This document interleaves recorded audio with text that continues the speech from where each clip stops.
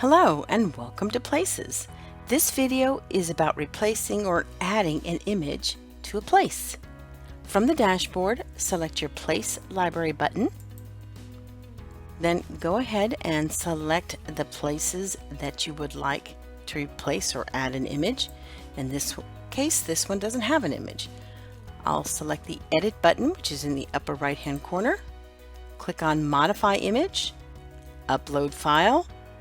Remember, you can upload a JPEG, a JPG, or a PNG file. Select the image in which you'd like to upload. Click on Import. Remember to hit Save. The same steps are needed when you create a brand new place. We welcome your input.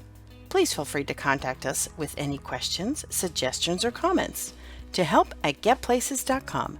Thank you for selecting Places.